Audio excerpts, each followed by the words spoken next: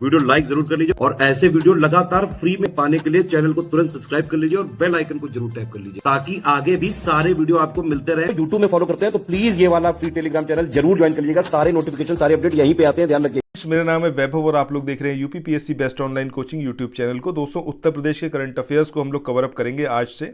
ये जो हमारा पूरा सीरीज रहेगा, इसमें जनवरी 2022 से फरवरी 2023 तक का उत्तर प्रदेश का करंट अफेयर कंप्लीट किया जाएगा। सो अगर आप लोग चाहते हैं उत्तर प्रदेश के करंट अफेयर्स को कवर अप करना, आपके एग्जाम उत्तर प्रदेश पीसीएस के लिए, आरओ के लिए, बीईओ या फिर दूसरे किसी भी उत्तर प्रदेश के एग्जाम के लिए, सो आप इस सीरीज को कंटिन्यूसली देखिएगा, हर एक वीडियो को यहाँ पर कंप्लीट देखिएगा, ठीक है, ताकि ये पूरा जो उत्तर प्रदेश का करंट अफेयर है इसको आप यहाँ पर पढ़ पाएँ मेरे साथ में, ठीक है। चलिए स्टार्ट करते हैं आज के अपने इस वीडियो को। अब दोस्तों, यहाँ पर जो पहला पॉइंट है, इसमें हम समझौतों के बारे में बात करेंगे। ये आपका फरवरी 2023 के में जो समझौते हुए थे उनसे रिलेटेड है ये। तो सबसे पहला है यहाँ पर कि जो आपका केंद्र सरकार की एक नवरत्न कंपनी है, नाम क्या है इसका, सतलुज जल विद्युत वितरण निगम लिमिटेड। इसने उत्तर प्रदेश राज्य औद्योगिक विकास प्राधिकरण, इसके साथ में एक समझौता ज्ञापन पर हस्ताक्षर किए हैं। टोटल 3,500 करोड़ रुपए की लागत का ये पूरा समझौता किया गया है, जिसमें 3,500 करोड़ रुपए की लागत से एक सोलर ऊर्जा प्लांट इसको लगाया जाएगा उत्तर प्रदेश के कानपुर में, ठीक है। इसके लिए पूरा समझौता किया गया है। तो यहाँ पर आपसे जो पूछा जाएगा, हो सकता है आपसे ये पूछ लें कि उत्तर प्रदेश का जो औद्योगिक विकास प्राधिकरण है, इसने निम्न में से किसके साथ में एक समझौता ज्ञापन पर हस्ताक्षर करे एक सोलर पावर प्लांट को लगाने के लिए कानपुर में। तो आपको याद रखना है कि सतलुज जल विद्युत वितरण निगम, या फिर आपसे ये भी पूछा जा सकता है कि कितना इसका परिव्यय या फिर बजट कितना है, कितने का ये समझौता करा गया। तो आपको याद रखना है कि 3,500 करोड़ रुपए का, ठीक है। अब ये जो प्राधिकरण है, इससे मतलब जो आपका उत्तर प्रदेश राज्य औद्योगिक विकास प्राधिकरण है, इससे घाटमपुर या उसके आसपास के क्षेत्र में करीब 3,000 एकड़ ज़मीन जो है वो मांगी गई है। किसके द्वारा? इस कंपनी के द्वारा, ठीक है। ये चीज़ आपको यहाँ पर इस तरीके से याद रखना है। चलिए नेक्स्ट पॉइंट के बारे में बात करते हैं। अगला यहाँ पर समझौता जो है वो उत्तर प्रदेश सरकार और सिंगापुर के बीच में हुआ। अब क्या हुआ यहाँ पर कि सिंगापुर व्यापार और उद्योग मंत्रालय, इसने पहली बार उत्तर प्रदेश सरकार के साथ आर्थिक सहयोग के लिए एक समझौता ज्ञापन एमओयू पर हस्ताक्षर किए हैं, ठीक है। अब इस समझौते में होगा क्या? इस समझौते के तहत सिंगापुर और उत्तर प्रदेश की सरकारें शहरी विकास, सतत विकास, उद्योग और कौशल विकास सहित पारस्परिक हित के क्षेत्रों में सहयोग करेंगी, ठीक है। इन शॉर्ट अगर हम कहें तो आपको सिंपली याद रखना है कि कौन से मतलब किसके साथ में समझौता करा गया है, सिंगापुर और उत्तर प्रदेश की सरकार के बीच में। ये जो समझौता है Uttar Pradesh global investors summit में हस्ताक्षरित सौदों के अतिरिक्त है, मतलब उसके अलावा अलग से है ये, ठीक है।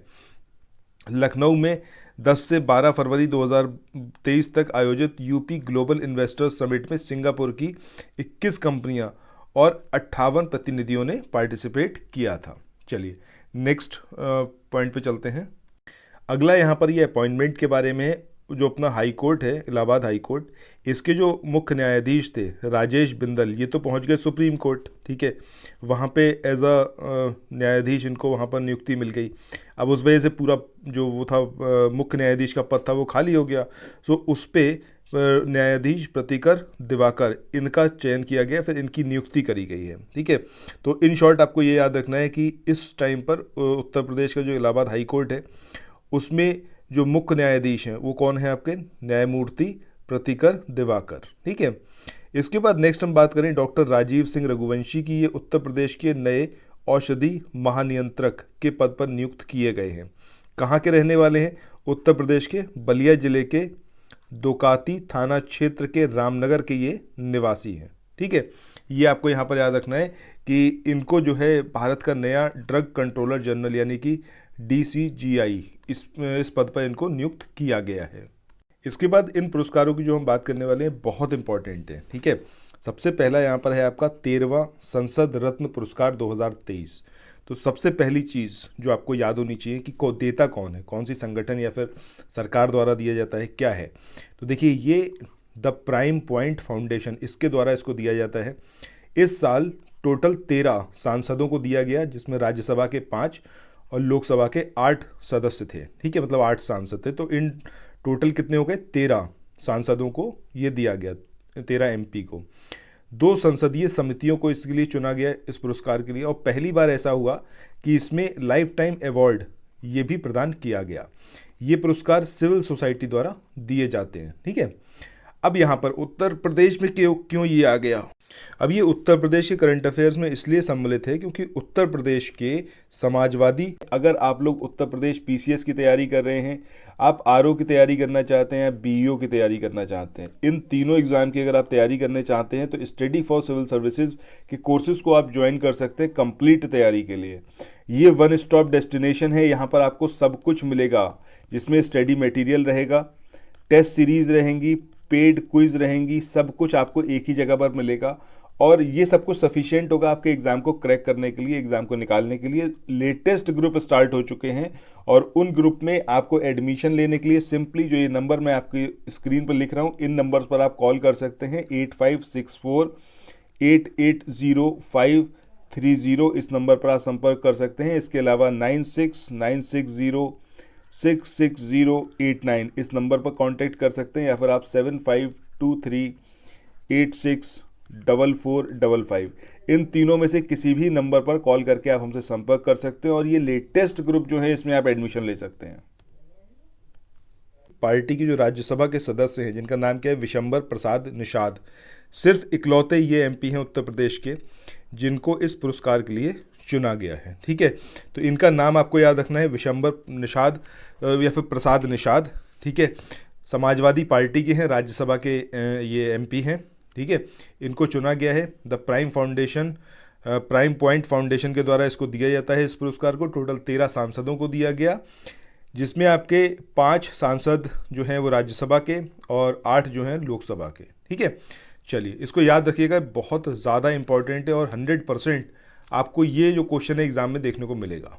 चलिए इसके बाद अगला सेक्शन है हमारा योजनाओं का। तो फरवरी 2023 में कौन कौन सी योजना लाइमलाइट में रही? सबसे पहले यहाँ पर हम बात करते हैं मुख्यमंत्री सड़क सुधार योजना की। अब ये जो योजना है इसके लिए टोटल 1000 करोड़ रुपए की व्यवस्था की जाएगी वित्तीय वर्ष 2023-24 में।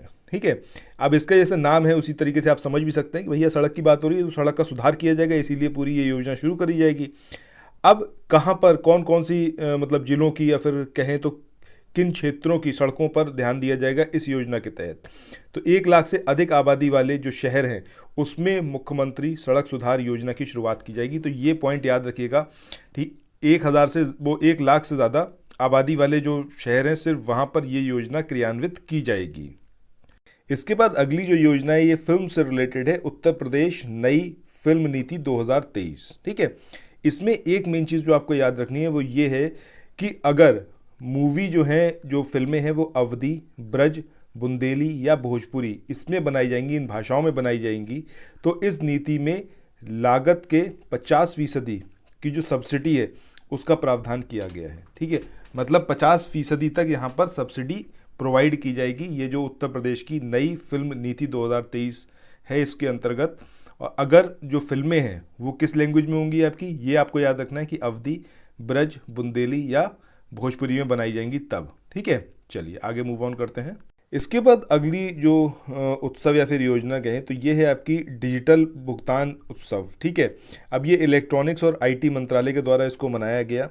9 फरवरी 2023 को इलेक्ट्रॉनिक्स और सूचना प्रौद्योगिकी, संचार और रेल मंत्री जो हैं अश्वनी वैष्णव, इनके द्वारा नई दिल्ली में डिजिटल भुगतान उत्सव एक व्यापक अभियान योजना जो है इसका शुभारंभ किया गया। यह उत्सव इस वर्ष 9 फरवरी से 9 अक्टूबर 2023 तक मनाया जाएगा।